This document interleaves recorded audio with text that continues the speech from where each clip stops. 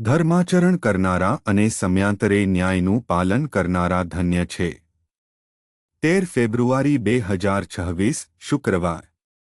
આજના ભોરના ધ્યાન માટે મેં નિર્ગમન 15:27 પસંદ કર્યું છે।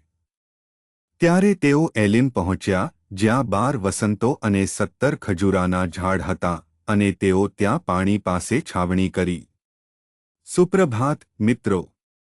કડવા અનુભવો પછી ઈશ્વર મહાન આશીર્વાદો અને પ્રાચુર્ય લાવશે।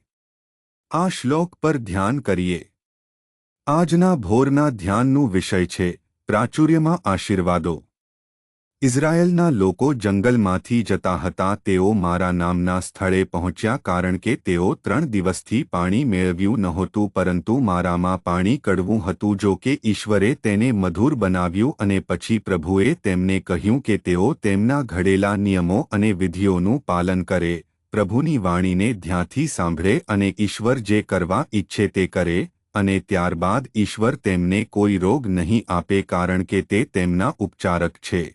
અને પછી પ્રભુએ તેમને એલિમ નામના સ્થળે લાવ્યા, જ્યાં 12 વસંતો અને 70 ખજૂરાના ઝાડ હતા, એટલે કે તેમને પાણીનું પ્રાચુર્ય મળ્યું અને ખજૂરાના ઝાડ પણ તેમના પોષણ માટે।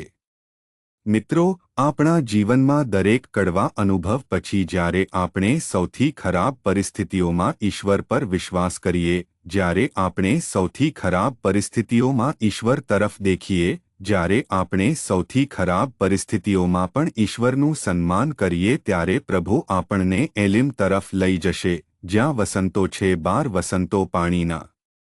તેઓ પાણી શોધતા હતા અને ઈશ્વર તેમને 12 વસંતોવાળા સ્થળે લઈ જાય છે, અને વસંતો ક્યારે સુકાતા નથી, તેમાં હંમેશા પૂરતું અને વધુ પણ હોય છે। આ જ ઈશ્વર આપણા જીવનમાં કરી શકે છે।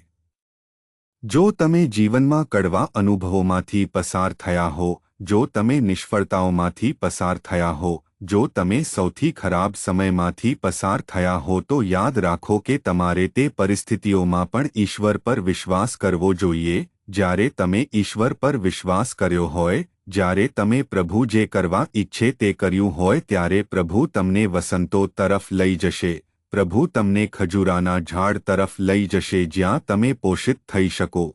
મિત્રો, આપણે બધી પરિસ્થિતિઓમાં ઈશ્વર તરફ દેખીએ। પ્રાર્થના। કૃપાળુ ઈશ્વર, આપણા સ્વર્ગીય પિતા, આપણા સાથે રહેવા, મદદ કરવા અને માર્ગદર્શન આપવા માટે આભાર, પ્રાચુર્યમાં પૂરું પાડવા માટે આભાર। ખ્રિસ્તના નામે આપણે પ્રાર્થીએ, આમેન।